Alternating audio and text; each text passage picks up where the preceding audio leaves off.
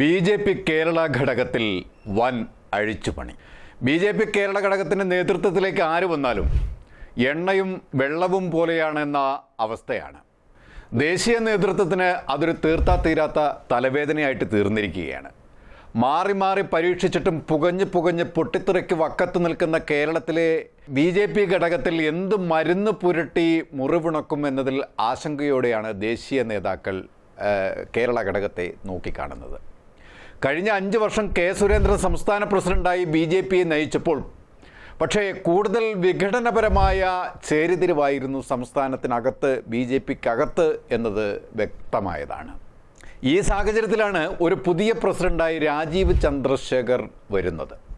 താഴെത്തട്ടിലുള്ള പ്രവർത്തന പരിചയക്കുറവ് പുതിയ സംസ്ഥാന പ്രസിഡന്റിനെ പാർട്ടിയുടെ താഴെത്തട്ടിലുള്ള പ്രവർത്തകർക്ക് അത്രയ്ക്ക് ദഹിക്കുന്നതായിരിക്കില്ല എന്നതാണ് ബി.ജെ.പിക്കകത്ത് തന്നെയുള്ള ചർച്ച.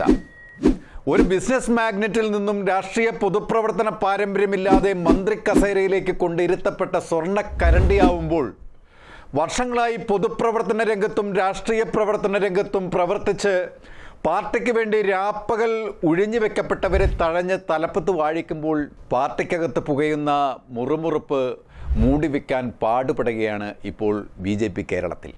ഒരു കൂട്ടായ്മ ഇപ്പോൾ കാണിക്കുന്നുവെങ്കിലും പാർട്ടിക്കകത്ത് പുകഞ്ഞുകൊണ്ടിരിക്കുന്ന വിഭാഗീയത വളരെ രൂക്ഷമാണ്.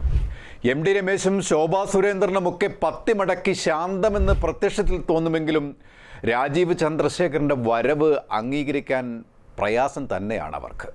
എന്നാൽ രാജീവ് ചന്ദ്രശേഖർ തൻ്റെ ഭാഗതയും എങ്ങനെ നിർവഹിക്കുന്നു എന്നും അവർ നോക്കിയിരിക്കുകയാണ്.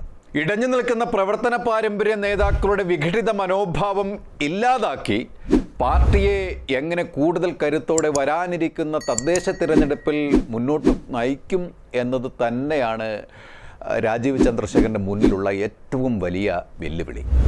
കഴിഞ്ഞ 5 വർഷം കേരളത്തിൽ പാർട്ടിയെ നയിച്ച കെ സുരേന്ദ്രൻ്റെ നിലപാടുകൾ പാർട്ടിക്കും പൊതുസമൂഹത്തിനും അപമതി സൃഷ്ടിക്കുകയും മകൻ്റെ അഴിമതിയും പാർട്ടിക്കകത്തെ ഏകോപനവുമൊക്കെ കെ സുരേന്ദ്രൻ ഒരു പരാജയമായിരുന്നു എന്ന് തെളിഞ്ഞതിൻ്റെ അടിസ്ഥാനത്തിലാണ് ഉയർന്നു വന്ന പല പേരുകൾക്കിടയിൽ നിന്നും രാജീവ് ചന്ദ്രശേഖറിലേക്ക് നറുക്ക് വീഴപ്പെട്ടത്.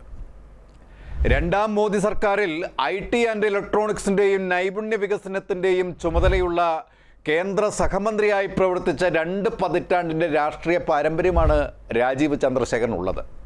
ഇത് RSS നേതൃത്വം കേരള ഘടകം എങ്ങനെ നോക്കിക്കാണും എന്നതാണ് ഇപ്പോൾ ഉറ്റുനോക്കിക്കൊണ്ടിരിക്കുന്നത്.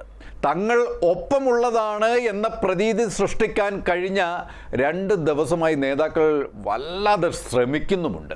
എങ്കിലും മുൻകാല ചരിത്രം നമ്മളെ പഠിപ്പിക്കുന്നത് മറ്റൊന്നാണ്.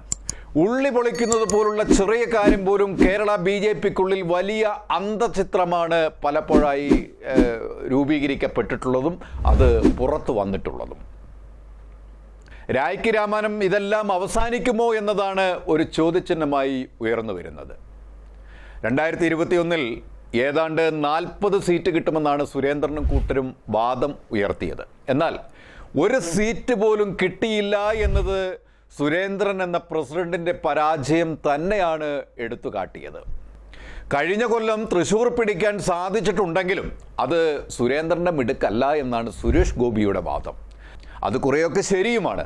ഇപ്പോഴത്തെ പുതിയ പ്രസിഡന്റ് രാജീവ് ചന്ദ്രശേഖർ പറയുന്നത് പോലെ കേരള ഭരണ തലപ്പത്ത് ബി.ജെ.പി. എത്തണമെങ്കിൽ ഇനിയും ഏറെ ദൂരം സഞ്ചരിക്കേണ്ടതുണ്ട്.